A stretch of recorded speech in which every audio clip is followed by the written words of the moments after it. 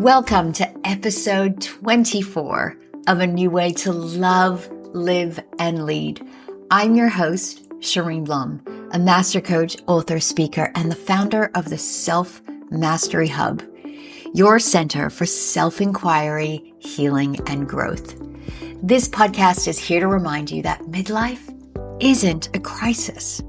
It's a climax, a moment of awakening, a return to yourself, a new way of living, leading, and loving from the inside out.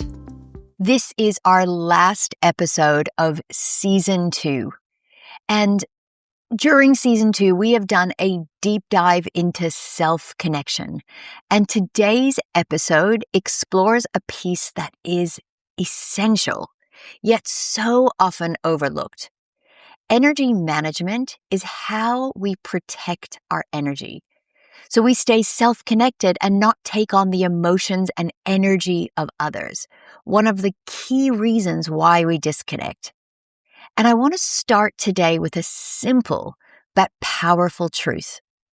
Just because you feel it doesn't mean it's yours. If you've ever walked into a room and instantly felt drained, taken on other people's emotions without meaning to, felt overwhelmed, anxious, or disconnected for no obvious reason, or found yourself carrying emotional weight that doesn't belong to you, well, this episode is for you. Because one of the fastest ways we lose connection is through energy leakage. And most of the people I work with, especially leaders, coaches, parents, and high achievers, don't realize they're doing it. One of the things I teach is this. You cannot stay self-connected if your energy is constantly flowing outward. Self-connection isn't just emotion or mental. It's energetic. When we're not aware of our energy, we absorb stress that isn't ours. We over-empathize instead of staying grounded. We become reactive, depleted, and disconnected. We confuse intuition with hypervigilance. This is especially true for sensitive people. And by sensitive, I do not mean fragile or weak.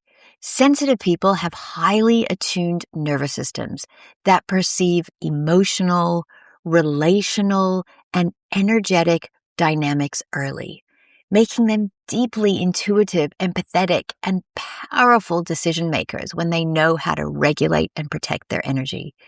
And here's something important. Many of the most powerful leaders are sensitives. They just don't know it. They read the room.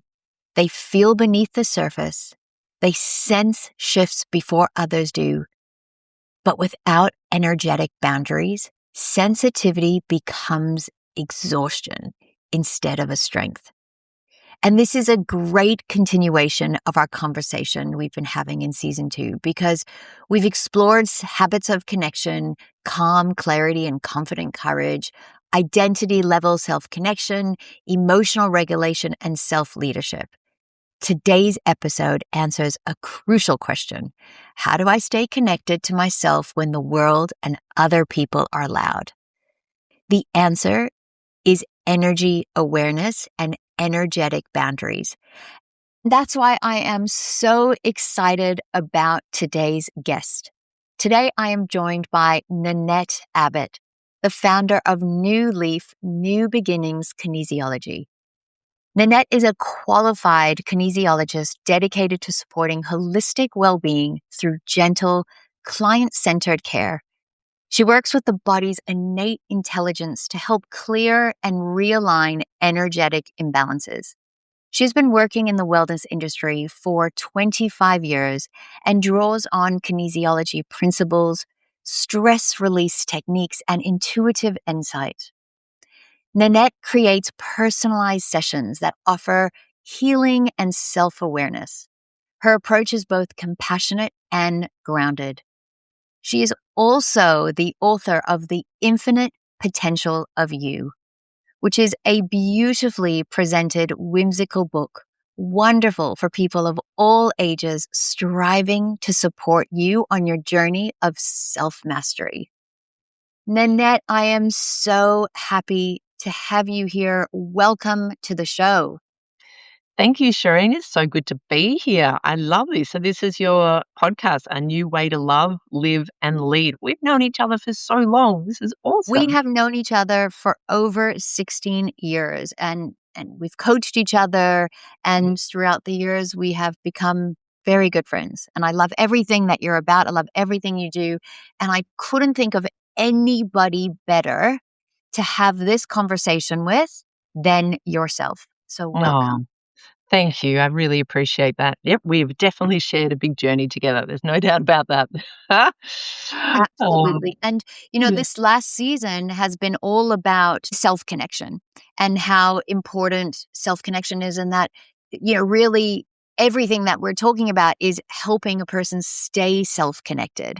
And it's so kind of obvious, yet so many of us have absolutely no idea what that means. And that's kind of what we've been unpacking in this season. And so, we are wrapping up season 2 with this conversation. And so, we're going to talk today about energy management, and especially for those that kind of may be a bit more sensitive. We're going to unpack all of that.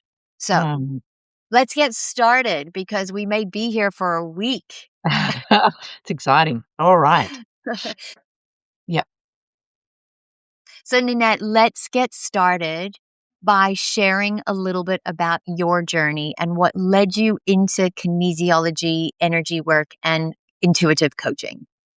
Oh, awesome.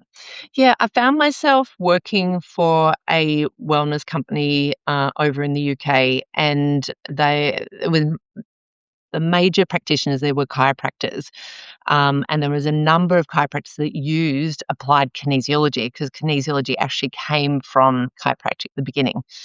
And as a result of that, I sort of could see their work and I was just blown away by the results that they achieved as a result of using a combination of kinesiology and chiropractic. I found a beautiful chiropractor over there that sort of showed me how it works and gave me some little tasters, mentored me a little bit to see if it's something I'd be interested in. And it's a great story where I just suddenly thought, because my background was HR and business, and I just thought, I would maybe it's time for me to take the leap and start studying kinesiology. So I had this conversation with this mentor. The next morning, I woke up and I walked to this cafe, and there was a lady there tapping the chest of her granddaughter. And I knew that that was a kinesiology technique, which is, the thymus is housed there at the chest. So the idea is that it sort of boosts the immune system. And I watched her. I said, "Oh my God, I think that's kinesiology." So I asked her, and her name was Sandy Gannon. And she said, "Yes, I actually teach it." So she became my teacher from there on, and basically, I think she started the course that weekend, and I haven't stopped using kinesiology techniques ever since, really. Before we go on, I think it's important because rather than assume, define what kinesiology is. So kinesiology is about a technique where we use muscle monitoring, which is basically connecting in with a muscle and using it as an access point to the body's energetic systems. And it's been around since the 1970s. So, it's sort of gone into all these different sort of streams now. It's really grown. Um, and what we do is we sort of find a story, and it can be a story around what the body's gone through, what the person's gone through emotionally, or from a digestive or a nutritional point of view, and we sort of go in and then we can work out what the glitch is, if you like, you know, and then we can find the emotion and the story behind it through sometimes we can go back into the moment it started, what age, and then we come back out of that and we put a positive affirmation on where we want to head with it rather than where we've been. and we simply rebalance it through a whole lot of techniques that I really can't explain because there's too many. Yeah, But it's a it very really is one of those things you have to experience from my yeah, own personal experience. It's yeah. one of the things you have to just get in. I wanna just go back for a second, because I wanna know a little bit more, like, I love that story of you were working in HR and you know, Yeah, getting involved and you meet the you know, when the student is ready, the teacher appears. 100%. But just take us into it deeper, like a little bit more about yourself and, you know, your journey of you know, what even attracted you to alternative medicines and intuitive coaching. How did you know? Like for you, how did this become a thing? Yeah, I guess even when I was, a child, I really connected with nature. I connected with, trees. I was that sort of kid where that was my safe place. Um, I think I had a tiny bit of dyslexia, although it was never sort of diagnosed back then because I didn't really know what it was. But, I would see shapes in colors or feelings. Words would light up. So I guess it was always there. And, you sort of the world shapes you and you sort of try and block it out, but it was always knocking at my door without a doubt. Mm, I was already reading about chakras and energy and Reiki and things like that at 16. yeah. It always got my curiosity. I always loved sort of things like crystals.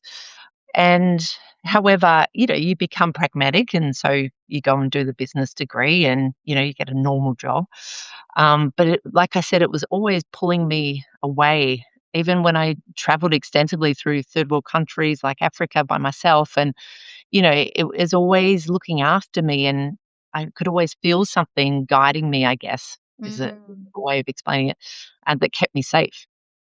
And even I'd sort of meet these wonderful people and we'd have so much fun. And there was this moment where I'm like, no, I actually need to leave the group. It could be a couple of weeks. And then I just felt I had to just leave the group and just connect back to nature and connect back to myself. And yeah, so all the way through my life, it's always been pulling me into a direction. And is that when you realized you were sensitive to energy? Yeah, so I guess we didn't really have much of a name for it back then. You Mm. just could sense things. And I was always reading. I was always reading philosophy books and always curious about who people were. Yeah, how the universe worked. I mean, I was always inquisitive about everything. Um, yeah, and I have to say, I'm so lucky because it's taken me on such an incredible journey. I mean, my most magical times have been those moments when I've been totally guided Mm. and taken to places that maybe no one else would go. Yeah. I mean, hitching through Africa is probably not the smartest thing to do, you know? Yeah. But I was totally guided and protected and loved and, you know, yeah, more so than at home, like, the people were just wonderful. Yeah. Well, again, it's like that moment where there's nowhere to rely on, but there's only completely tapped in, Yeah, completely self-connected. 100%. I Yeah, just love it. And again, that's it's my where happy we place. find our greatest courage, isn't it? Mm, Because to yeah, hitchhike is like, even in those days where we didn't have phones and m internet and blah, blah, blah, you know, you're mm, hitchhiking on your own, you only have your intuition and mm. your courage to rely on. So it's such a brave story. We're gonna have to hear more about that. Um, I wanna ask you because in the intro to this episode, I mentioned being a sensitive, and a lot of my clients, and I know your clients, and a lot of the conversations we've had is about being a sensitive or being an empath. Um, but I think also a lot of people don't realize that they're sensitives or actually understand what that means. I think people think like it's a weakness or it's a fragility where they don't Mhm. really understand that. How can people recognize this within themselves? What does that mean to you to be a sensitive? Yeah, it's a really good question. Um, I see it as an art, sensitivity is an art. And I think if you can harness like anything, if you can harness the art, um, it can really work for you. But if you're an artist and no one's ever taught you how to paint, it can be very frustrating. You can feel really lost in it. Mm. So I think as sensitives, and more parents are wonderful, and they're really supporting their kids in their sensitivity. So they are getting their paintbrushes and their paints, to know what to do with their sensitivity and Wow. trust their intuition and trust their creative ideas and believe in themselves. And, I think also with the expansiveness, obviously, of IT and Wi-Fi, more and more kids can actually action some of their ideas, even Mm. as young as, 6 or 7. Um, so they're often wise old souls that are now allowed to play rather than maybe get shut down. So Yeah. very interesting to see where we're all heading in the next sort of, 100 Mm. years. Absolutely. And I hear there, like, that creative expression is really important, and that you've said sensitivity is an art. Just break that down specifically. What do you mean by that? Sensitivity is an art. It's like if you can harness it rather than be fearful of it, Mm. it just means you can get to places quicker. So Yeah. what are you defining as sensitivity? I want to make it Yeah. super clear, because some people may just not understand what we're Yeah. referring to. It's kind of like you are very heart centered. So where your sensitivity comes from isn't really your head, it's actually your heart. And I don't know if people really actually get that. Mm. And so you're tuning in. It's a bit like, we've got this beautiful energy where it comes, I believe that my book talks about, you come, well, I see it, so I know it, is that it comes down, you know, um, through a higher frequency, if you like. It comes through, channels through your right brain into your heart. And that heart then allows you to tune in. Mm. And that tuning in allows you to, get an idea of a landscape or a situation, Mm. quite rapidly, faster than maybe you even realize it's happening. Yeah, yeah, yeah. So if you're a child and you don't quite understand this, you might walk into a classroom and really feel the vibe of whether that teacher is, really happy and aligned with what they're doing, or whether Mm. they're unhappy or grumpy or, or serious or whatever. And also in terms of the nature of the kids around them. So are they safe or not? Yeah, Can they open their heart even further or not? Do they yeah. need to close down and be cautious, and get into their heads? So um, it is, like I said, it's a feeling, it's a beautiful feeling that sort of comes from your heart, and you can pick up on things and sense things. Uh, Mm. Now that can be quite challenging if you're not sure what to do with it, because it can get quite overstimulating. Yeah, it's kinda like feelings on steroids, and you speak about this attunement.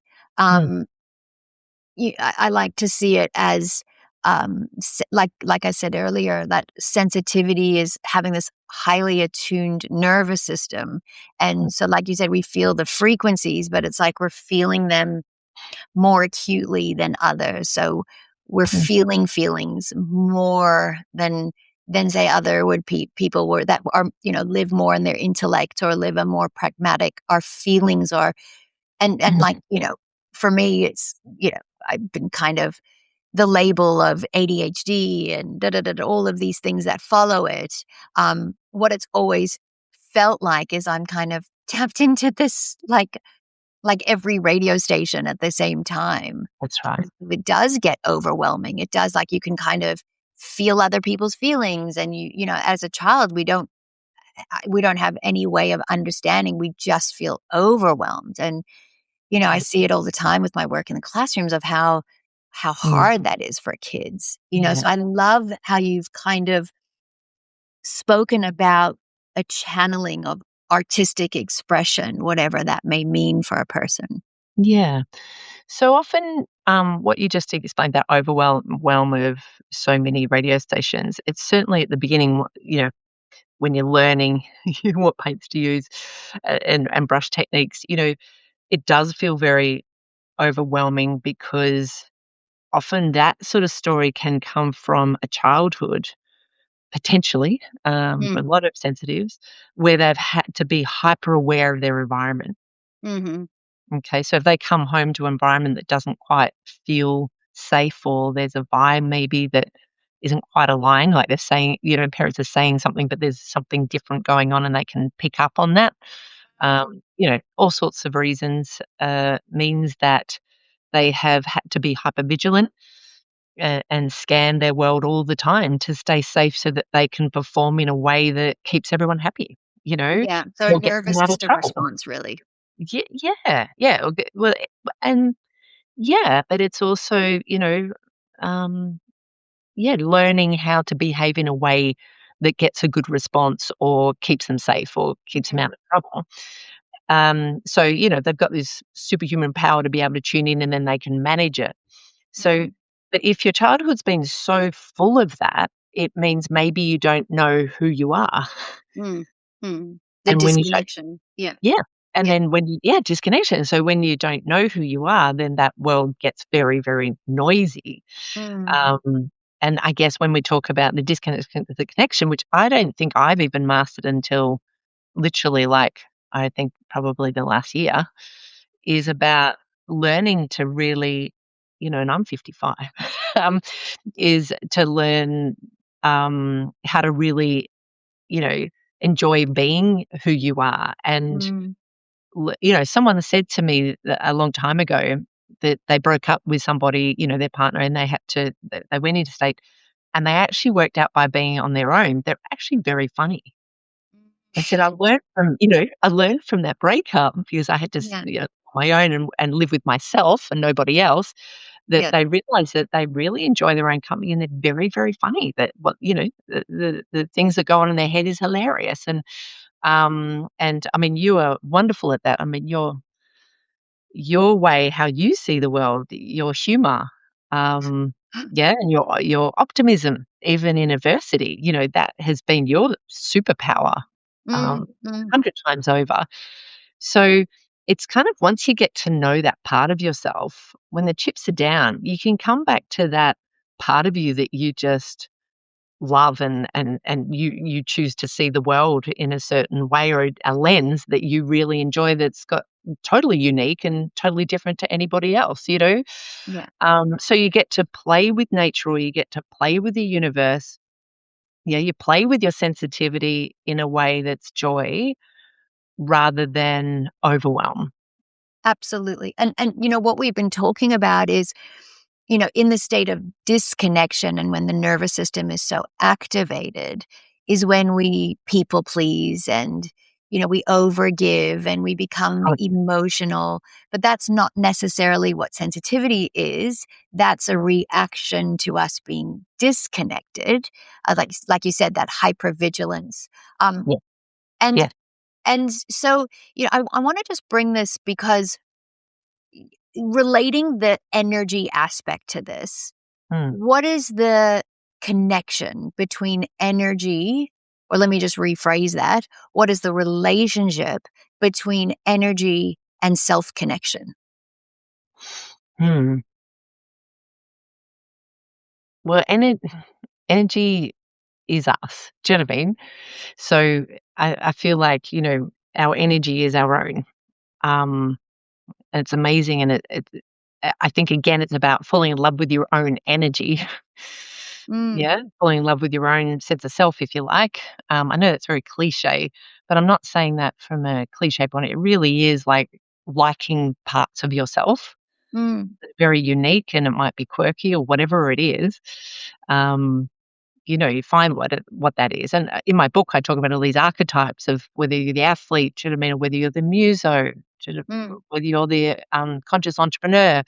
Like, really getting back to the bare bones of what you're bringing to the world, mm, and don't let all the chatter and all the people's influences cloud that or distract that. You know, mm. come back to that sense of who you really are and have a ball with it, have fun with it. Yeah.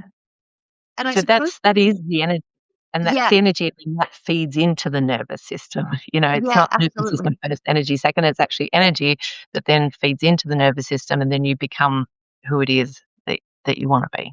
Yeah, yeah, yeah. Let's just simplify this a little bit because um we feel like so many people are energy aware that we are energy, there's energy around, and some people are not aware, like, because we can't see energy, like as all in metaphysics, it's in the unknown, right? We know it's there, but we can't see it. And sometimes we forget, or we try and intellectualize it. And that's kind of where we get a little bit lost. But if we just link, just to simplify it a little bit, if we just link it, that the link between energy and emotion. So like I'll always say, emotion is energy in motion. And so that allows us to feel a little bit more when we feel that emotional movement inside of us. Mm. But I think let's just kind of clarify and simplify that, because when you're talking about energy there, what I'm hearing you talk about is life force and chi. So just explain that to us and then link that to emotion. Well, life force, I mean, like you said, when you have emotion, then yeah, that activates life force. But it Yeah. can happen the other way too. You can have life force that activates emotion. It all just depends on which one you're playing with at the time or what situation you're in. Um, Sometimes when we're in our highest frequency, you can imagine, yeah, our life force, yeah, is activating emotion. And sometimes we're in our lower frequency, emotion is activating, yeah, Mm. Mm. force, and feel quite heavy. Does that make sense? So it Yeah. really is all about frequency, and it's our intention into that frequency. Yeah.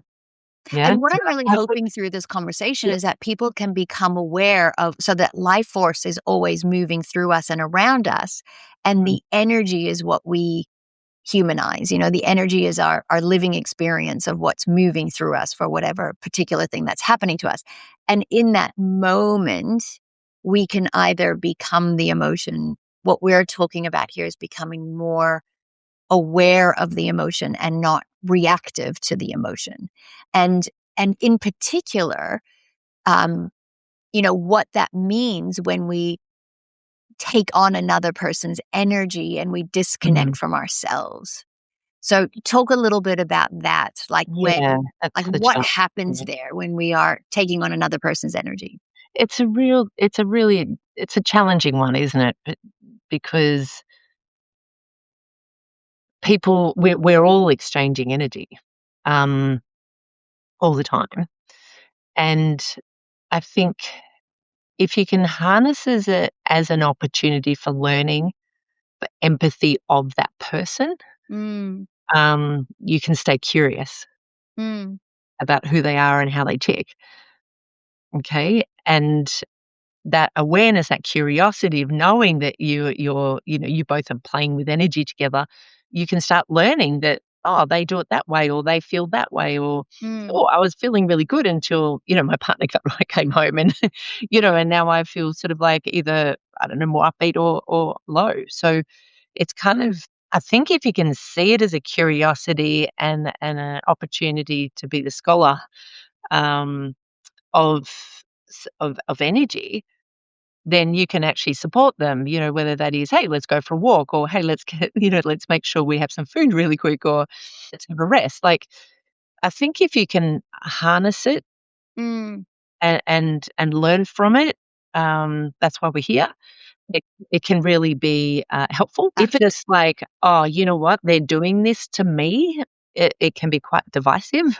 And it almost like sometimes Yeah. feels like it happens through osmosis. Like sometimes, like if we're not really aware, we Mm. just take on that emotion. So why do you think people, especially sensitives, absorb the emotions and stress and moods of others? It's a really good question, and I think there's probably a genetic story to that. It may be their lineage, innately more sensitive because their ancestors were. Yeah. Um, so it's passed down. Again, it could be their childhood, Mm, yeah, where they learnt how to be hypervigilant to manage difficult situations.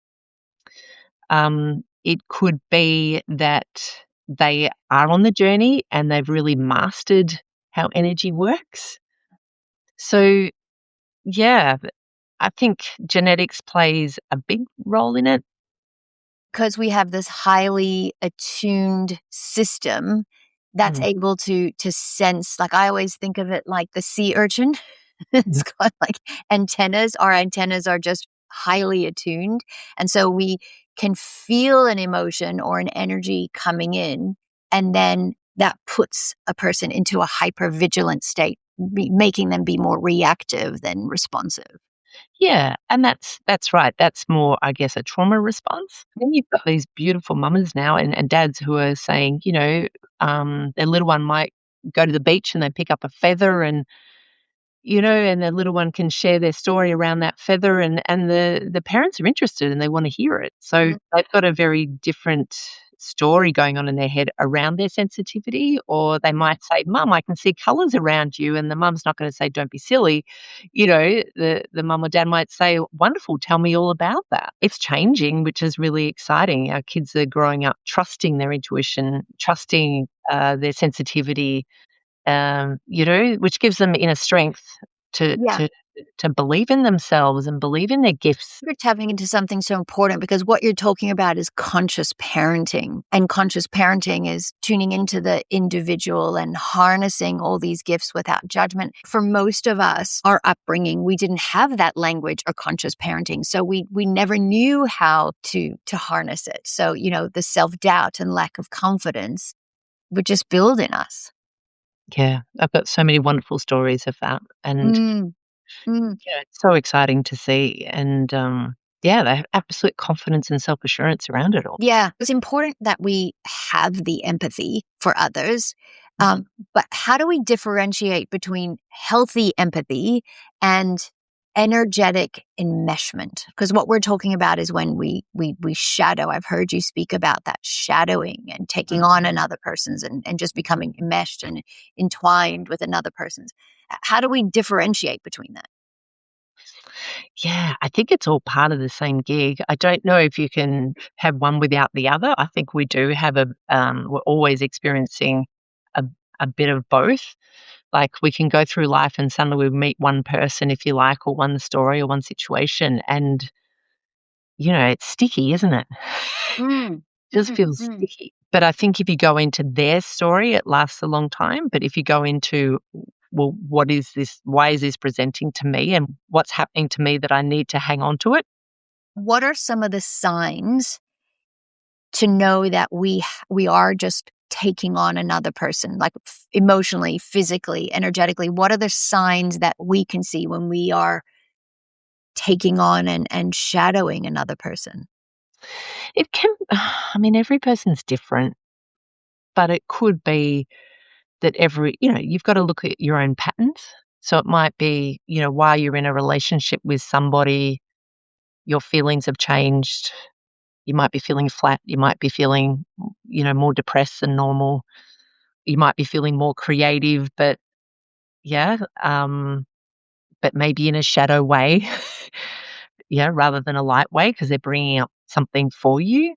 What do you mean a shadow way instead of a light way? Well, let's just say, okay, maybe a case study might be that you're someone who's quite creative and being quite bubbly and buoyant, and then let's say a teenager, and you meet somebody where the connection's really deep and intense, and you notice that you're maybe not as bubbly. You feel a little bit more down and really want to see this person all the time, and your art has changed from being colorful maybe to more sort of, darker colors, or there's more, there's things coming out in you that's maybe still powerful and exciting, but maybe a bit darker.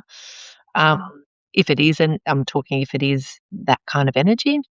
So we can start to feel that kind of emotional burden. We feel heavy. We feel like, because Yeah. this is all the signs of disconnection, right? And Yeah. helping people like kind of learn to be able to kind of go, no, that's not mine. I don't need to carry that.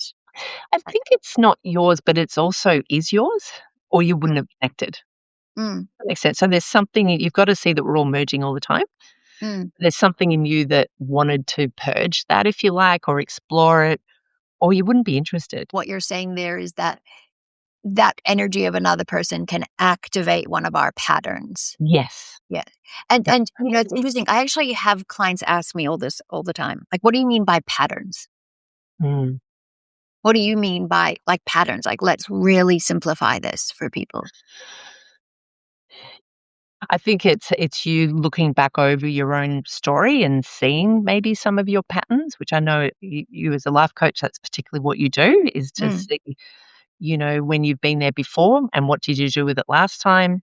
Have you found a remedy or is it still playing out for you? mm. Mm.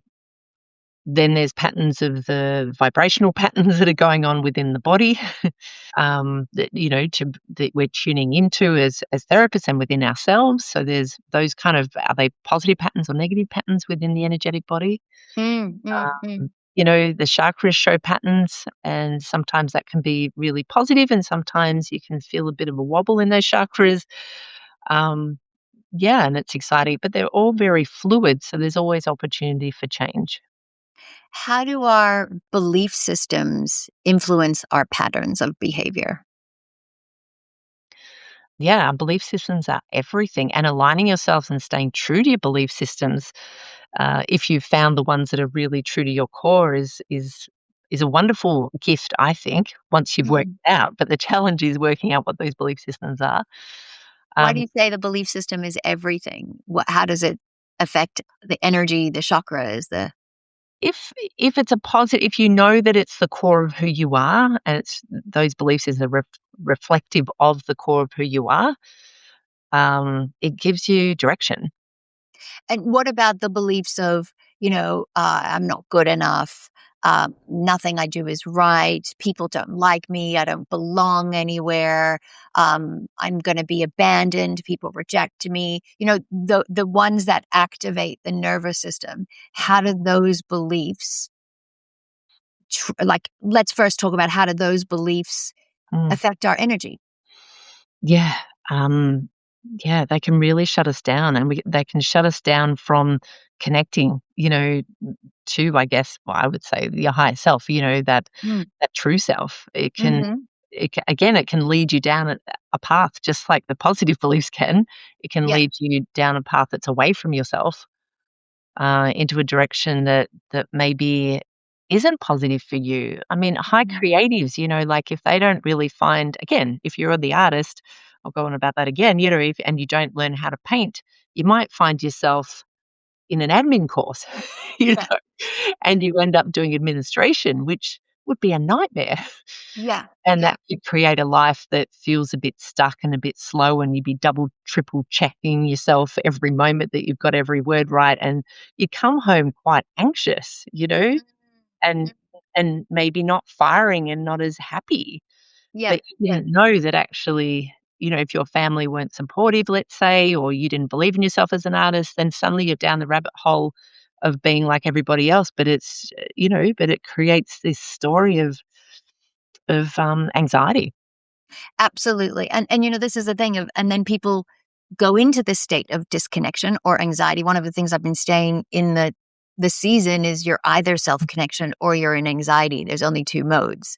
Um, and so, I think it's really good because this is what I was really hoping with this episode is to help people become aware of their energetics and not just be sucked into the energy, but be able to kind of say, okay, my energy is low. I'm feeling this darkness. I can hear the negative beliefs. I'm feeling the heaviness, and then be able to recognize that that's the absorption of the negative energy and that they've been activated, and then be able to self manage from there. Because if we're not self managing, like you said, the self doubt and everything. So just talk a little bit more about that, the imbalances that we have in our energy.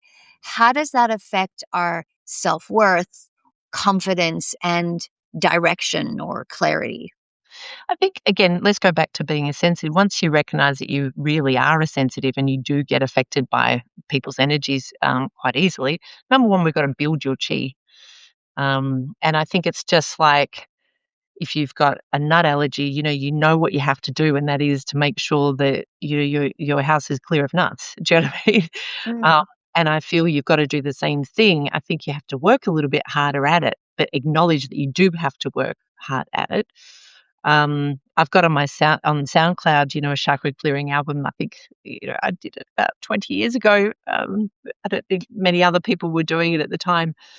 And it's just simply a technique of breathing through all the chakras to clear the energy, and narrated kind of, mindfulness activity where you can be lying down, you can be walking, you can even be driving and just breathing through because you're not, you're still quite grounded. And just be aware that if you've got a big day and you might be going to hypervigilance, or, you've come home and you feel like you've brought some energy home with you, just a simple little activity or something that resonates with you to clear your chakras, clear your energy, clear your house. Yeah, yeah, And you just got to know that's the gig. yeah, It's just who you are, end of story. And it's fun. It's really fun. It gives you permission to have 5 minutes to yourself or 10 minutes to yourself. It gives you permission to play with maybe some of those crystals and learn more about it, or the feng shui of your house, or, get saging. Yeah, I think it's just owning it and loving it, and again, being curious about it, you yeah, know, how beautiful. And I love, like, that was a really good tool for, like you said, building your chi and building that your energy, building your life force. I'm going to ask you in a moment to talk about more strategies, because that's everything that we're talking about, of building your inner energy and recognizing that. But before we do that, let's just pause just to make sure that everyone's on the same page. It would be really great, because I know you once did this for me in the beginning of my journey into understanding energy. Um, just give us a really brief snapshot about chakras. Sure. What do you mean, like, when they get clouded or heavy or dusty, like you said, you got to clean your house. Just and then the importance of clearing the chakras. Like, just give us a little bit of an understanding about that. I absolutely adore chakras. I've been working with chakras for so many years. And so what you have is you've got the base chakra, which is at the bottom of your spine. And again, just imagine it like it's note C. Yeah. So it's at the frequency of the sound of C. Go up, so yeah, so it's like music. So it's red. So it's not only is it note C, but it's also the frequency of the color red. And that's all about being grounded. It's all about feeling safe and secure. So if you want to picture what a chakra looks like, imagine a pond, and then you put a pebble in the middle of the pond and the ripples come out. So Yeah. that's what the chakra kind of looks like. And what can happen from a kinesiology point of view is you'll find that you can imagine one little ring is a little bit wobbly because there's been an old story in there, or you've taken on someone's energy, or, do you know what I mean? There's a discomfort, or a disease. So what we do is, it's because it's all fluid, is if we put an intention into that, whether that is through essential oils or breath or tuning forks, or there's so many different things we can use, we can actually rebalance that chakra, and you just feel, just your whole body just relaxes when it's aligned, when it's balanced. And then we go up from there. Like I said, it's like the sacral chakra, which is orange, the frequency orange, and then the stomach area, solar plexus, heart, which is green, throat chakra, which is blue, third eye, indigo, and then of course the top is crown, which is purple.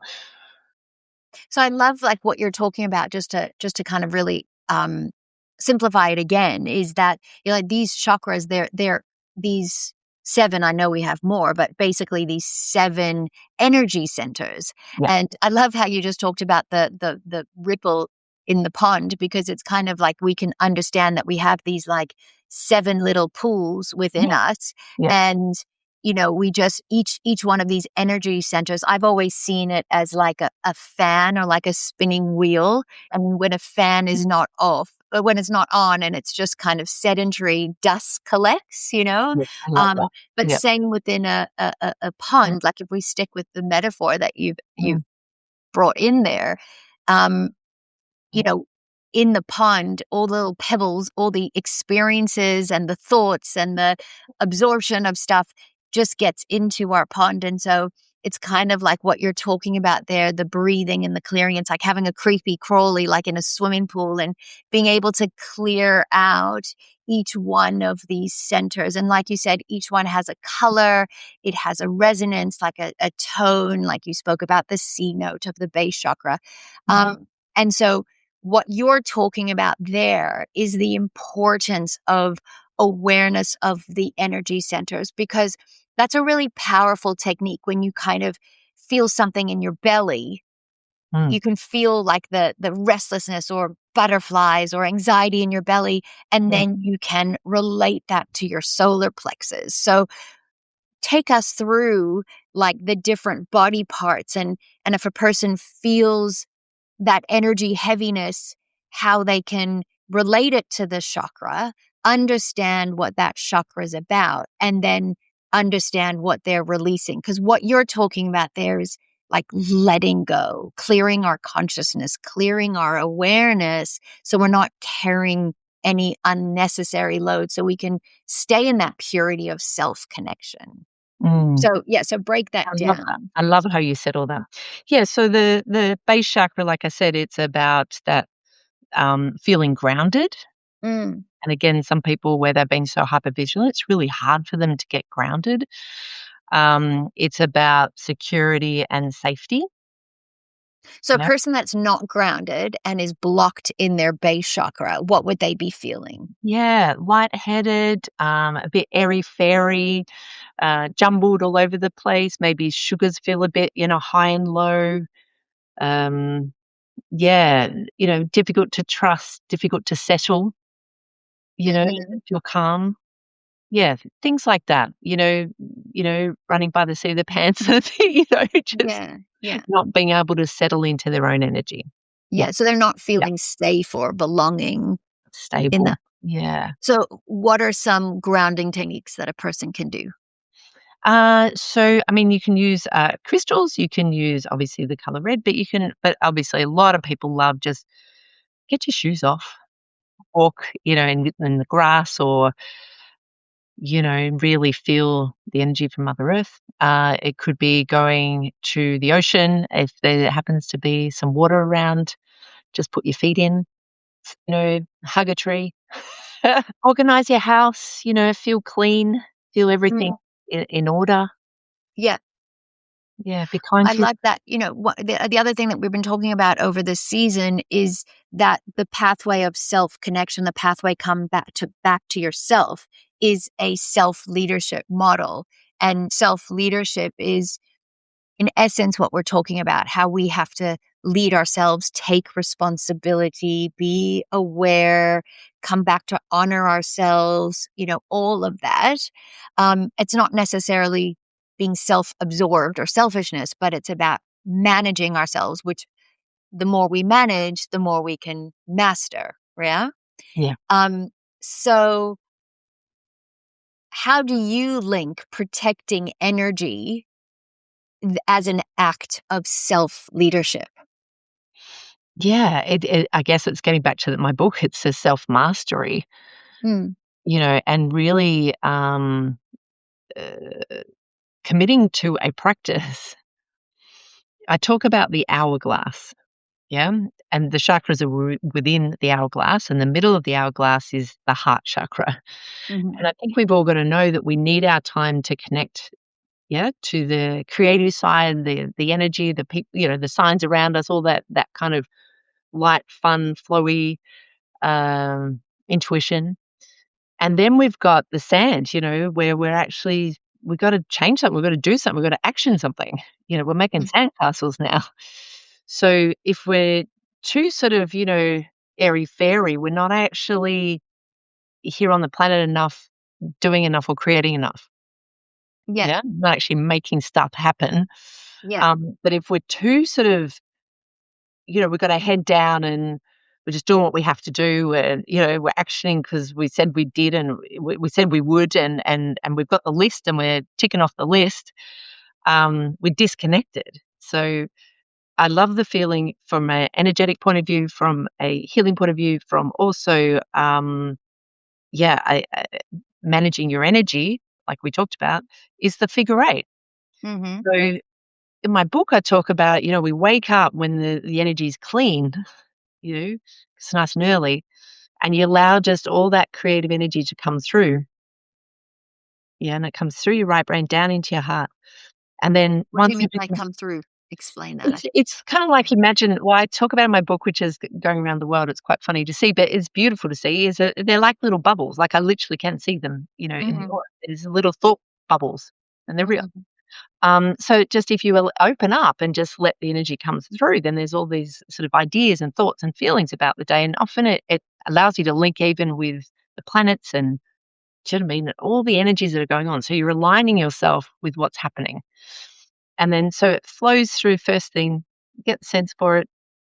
And that you might do that by walking, cycling, or just meditating, or just sitting still, a cup of herbal or a coffee. Everyone's different on how they let that happen. Mm, Some people just like stillness. Some people need to action to actually feel that energy come through. mhm. And then it's about, once we've done that, it's starting to think about, well, what's our plan? Like, how are we going to, put all this into place for the day? Yeah. Okay. So it might just take 10 minutes. And then once we've done that, we've got a full day of actioning everything that we have channeled. The end of the day, which is the 9 o'clock at night, 10 o'clock when we're in bed, we start learning, what did we learn today? Yeah. How can we harness it? How can we improve on it? What are we happy with? What can we let go of? So that's our scholar. That's our left brain learning. That's the scholar. That's the learning brain. So, and then we send it back up to the higher self, we want to call it, and then it's kind of thrown up into our subconscious, and then we come back and we start again. Mm.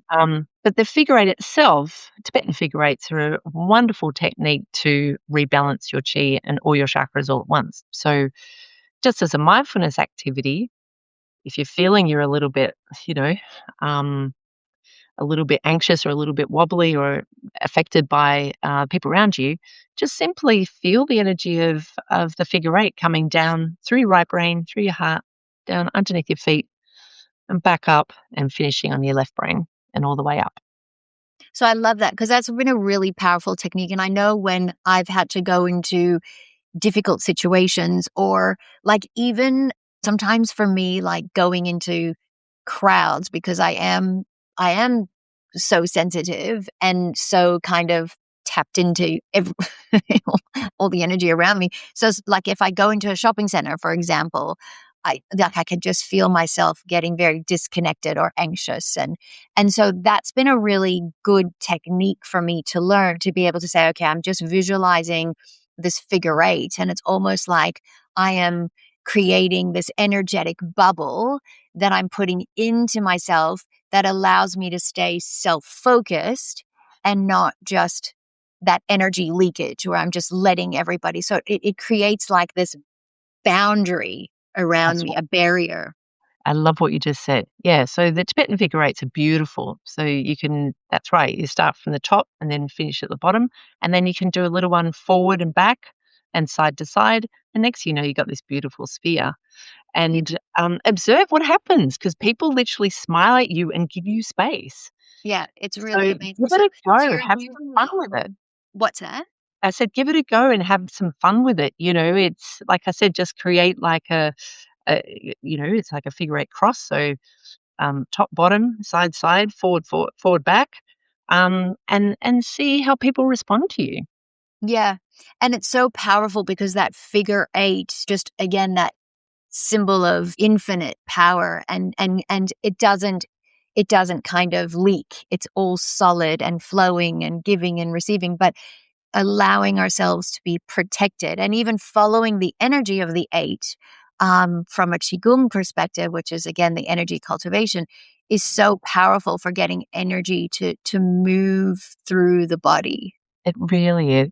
Yeah. Wonderful. What else can people do? Some other practical, simple tools just to help people protect their energy. So like let's say for example, people that work in a kind of more toxic environment, or if there's energy where you go into an office and it's more intense and you're more of a gentle sensitive person, like how could people protect themselves going into a space that's not necessarily aligned with their own energy.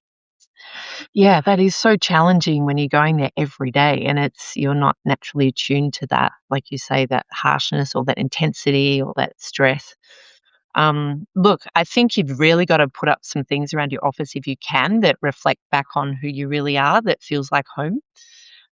Putting a little office plant can be really helpful, Yeah. so it can help sort of absorb some of the energy. Crystals, get into them. They're fascinating and awesome. Get yourself some really powerful crystals that can help Yeah. absorb some of the energy, and particularly electromagnetics. And make sure you're cleaning them, when on the full moon. Figure eights, definitely happy to go through that in more detail for people, Tibetan figure eights if they need it. Love to share that little activity with them. Um, get away from the office, like, make sure that, every lunchtime you get to find a park somewhere and Mm. shoes off and get yourself grounded back into you. It's so Uh, important. if you can work Absolutely. from home a couple of days a week, take it, you know? Yeah. Yeah. It's really important because it's tough. That is a really tough situation when you have a gentle soul and a gentle energy and you're in a high stress environment. It's really challenging. And what about like tools that I've used? What are your thoughts around like music and essential oils? Because that's been like really key for me. Mm. So essential oils is wonderful for that because that goes straight to the olfactory, which is the amygdala, which Yeah. calms the nervous system down. So you can get those little lipstick purses, the Mm. smaller ones if you like, and you could put 3 or 4 or however Yeah. you love. Just pop it in one of those. Have it in your handbag, and when you're feeling that stress and that, nervous system being set off, maybe just you can quietly just bring out one and just, have a bit of a smell, and it'll actually get straight into that beautiful, amygdala and just calm everything down a little bit. Beautiful. Yeah, And that's really important because you don't necessarily need to put them in a diffuser and have this like thing burning on your desk, which is not always possible, but just being able to just have yeah, um the smell. I just put a couple drops on my hand and perfect. inhale it, and then poof, Yeah. it's like you said, it just bypasses that whole stress response. What about music? Yeah, look, it's just I think for sensitives, it's the way, like you say, that they can connect back into themselves. Mm, So, a lot of what we experience is actually, I see our ears as little satellite dishes. So, by putting music, we're actually blocking out a lot of that energy. So that's mm, a wonderful thing to use if you're able to in an office, but also noise counseling. You know, um, mm. earplugs or anything like that that gives you that opportunity not to have to hear so much, again, can just allow you to find your own center and hear your own voice a little bit. Love it. Absolutely. Yeah, great ideas. I love that. I think you've given us some really good tools there to manage our energy and just to become a lot more aware of energy and how energy is actually affecting us. And so that's really fantastic. So I want to ask you a question that I ask all my guests, um, in particular to your work. If you could leave listeners with one energetic habit that would support self connection daily, what would be that key habit? I know you've spoken about many, but what's another one like that key habit that would support self connection? You're not going to expect this one, but you know what it is? Finding sense of humor within yourself. I love that. Yeah, find that voice in you that just finds, that tickles your soul, that Mm, you can look at something and just go, "Oh my god, that's hilarious," or "That's amazing," or your quiet world that doesn't yeah. really relate to anybody else, and the part of you that brings you joy so you can get back to a nice place, that you like within yourself. I love that. And humor just instantly lightens the mood, lightens our energy. Um, yeah, it's something I say to myself, the reason why angels fly is because they take themselves so lightly. So I love that. It's a great tool. Thank you. And finally, if sensitivity had a reframe, what truth would you want people to remember about it? That it's art. Sensitivity is an art. Yeah, it's a Mhm. craft to be harnessed, to be mastered and, yeah, stay curious. Oh, so beautiful. That's amazing. Stay curious. I absolutely love Mm. that. Tell us how people can connect with you. I will put the link to your website and your socials and your book. Where best to connect with you? Yeah, sure. Probably best through the website nanetteabbott.com. Um, I'm based in terms of my clinic, I'm based in Bayside, Melbourne, and, come and see me in person, or if you're somewhere else, then I do Zooms all the time, so more than happy to do that. So, yeah, love to see you in the clinic. Thank you so much. This interview has been a long time coming. We're definitely going to get you back. We actually start next week with season 3. That's all about burnout recovery. So we may have to get you back and talking, because that burnout is an emotional exhaustion is a big one. And I think we've started the conversation here on energy management and will be great to continue. So thank you so much for being here. Well, it's been fantastic. I've enjoyed it as always. We always have fun, you and I. So thank you and all the best with it. Before we close, I want to offer you a question to reflect on this week. Where in my life am I carrying energy that isn't mine? And what would change if I stayed anchored in myself instead? Let that land gently. And remember, your sensitivity is not a weakness. It's wisdom when it's supported. And protecting your energy isn't about shutting down.